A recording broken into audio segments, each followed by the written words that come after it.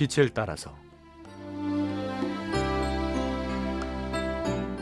빛을 따라서 매주 화요일 이 시간에는 서대문교회 최종태 목사님께서 말씀 전하십니다.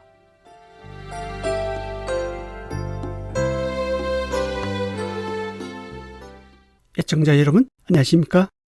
이번 시간은 그동안 몇 차례 말씀드린 구원의 목적을 정리하면서 은혜가 지배하는 나라에 대해 말씀드리겠습니다.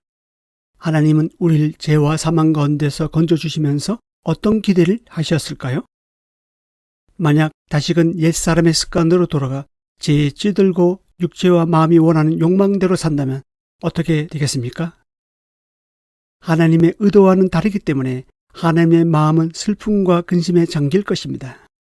하나님은 인간을 구원하시면서 어떤 소원을 두고 행하실까요? 지금까지 말씀드린 구원의 목적 5가지로 정리될 수 있습니다. 구원의 목적이 단순히 바로의 노예로부터의 해방이 아니라 하나님을 하나님 되게 섬기게 한 것에 있는 것처럼 구원의 목적 역시 단순히 지옥 안 가고 천국 가는 문제가 아닙니다. 근본적인 구원의 목적이 있음을 알아야 합니다. 구원의 목적 첫 번째는 하나님과의 사귐입니다. 죄로 단절되었던 하나님과의 관계는 예수님의 십자가 희생으로 화목하게 되었습니다. 회복된 관계는 하나님과의 교제, 사귐, 사랑을 다시금 나누게 합니다. 하나님과의 사귐은 말씀과 기도로 이루어지는데 이것은 하나님과의 관계를 맺는 생명줄입니다. 구원의 목적 두 번째는 예배자로서의 삶입니다. 예배에는 2가지 요소가 있는데 워십인 경배와 서비스인 섬김입니다. 워십, 경배는 하나님께 최고의 가치를 드리는 것입니다. 무엇을 하든지 하나님의 영광을 위해서 죽게 하듯 하면 어디에 있든 바로 그곳이 예배의 자리가 됩니다. 서비스, 섬김은 제사장이 성막들에서 제사 드리기 위해 해야 하는 봉사입니다. 거듭난 그리스도인은 하나님께로부터 받은 은사로 하나님과 몸된 교회를 섬김으로써 영적 예배를 드립니다. 구원의 목적 세 번째는 열매 맺는 백성입니다. 구약의 이스라엘은 자기의 의로 하나님의 의를 이루려고 힘썼지만 가치 없는 열매를 맺었습니다. 반면 신약교회는 성령이 진히 주관하셔서 하나님의 의를 이루심으로 하나님이 보시기에 좋은 열매를 맺습니다. 그리스도인이 된다는 것은 제2 나무에 붙어있는 가지가 꺾여서 그리스도의 나무에 접붙이는 것과 같습니다. 이런 그리스도와의 연합과 일치는 성령의 열매를 맺게 하고 변화된 백성, 순종하는 백성으로 살게 합니다. 구원의 목적 네 번째는 하나님의 뜻을 이루는 삶입니다. 하나님의 뜻은 순종하는 사람을 통해 이루어집니다. 거듭난 그리스도인은 자신의 뜻을 이루기 위해 고집하지 않습니다. 하나님의 뜻이 내 뜻이 되어 하나님의 뜻을 이루는 삶을 삽니다. 열왕기하 23장 3절에서 유다 왕국의 요시야 왕이 고백하길 이 책에 기록된 이 언행의 말씀을 이루게 하리라 라고 했던 것과 같이 믿음을 실천하면서 삽니다. 구원의 목적 5번째는 부활의 증인입니다. 이것은 이 땅에서만 할 수 있는 특권입니다. 초대교회 제자들이 예수님의 부활을 경험하고 나서야 부활의 능력을 덧입고 부활의 증인으로서 담대히 증거할 수 있었습니다.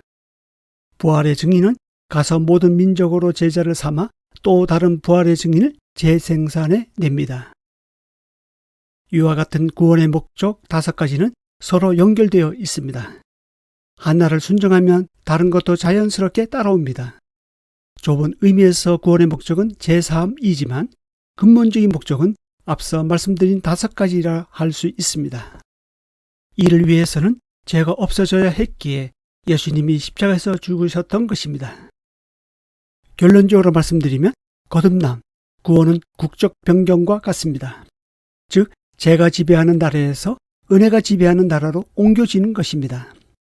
우리는 근본적으로 죄를 이길 수 없습니다. 죄는 나를 지배하는 거대한 힘이고 큰 세력입니다. 죽음이 나를 지배하고 죄가 나에게 주인 노릇합니다. 하지만 죄를 유일하게 압도하는 것이 있는데 그것은 바로 은혜입니다.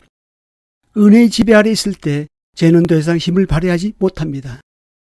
마치 빛이 어둠에 비치면 어둠이 물러가듯이 말입니다.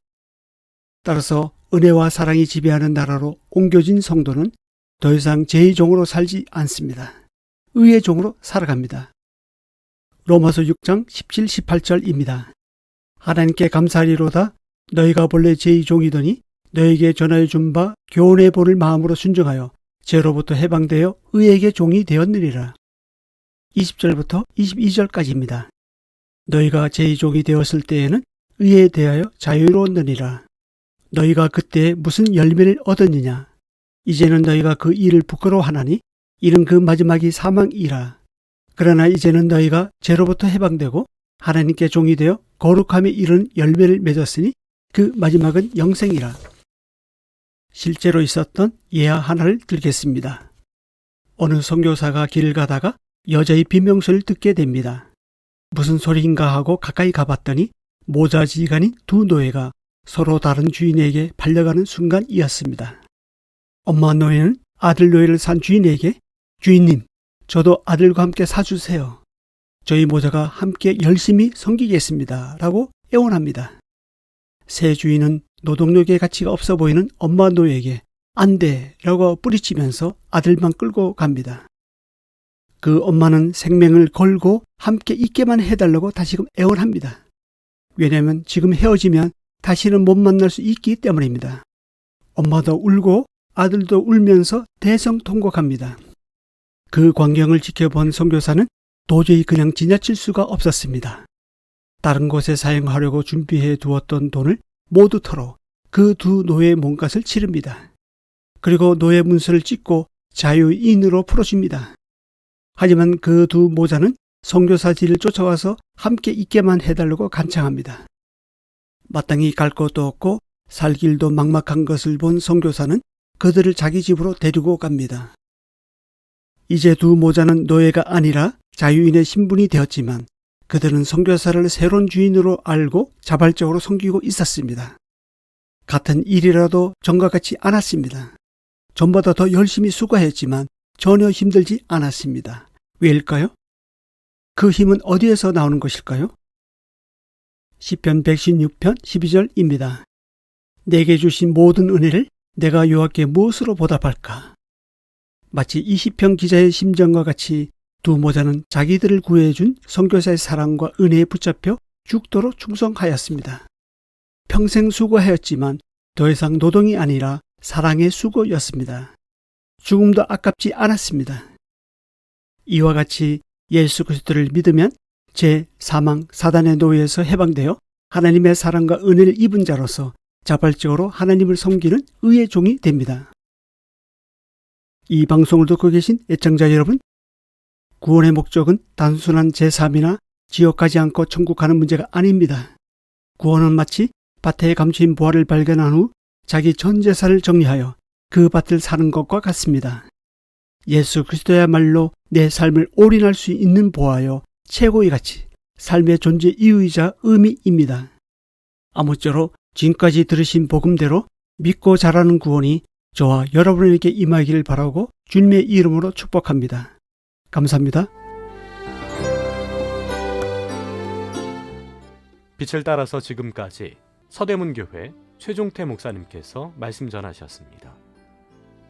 오늘 말씀 들으시고 신앙생활에 도움받기 원하시는 분들 지역번호 02-3141-5853 3141국에 5853번 서대문교회로 전화하시기 바랍니다.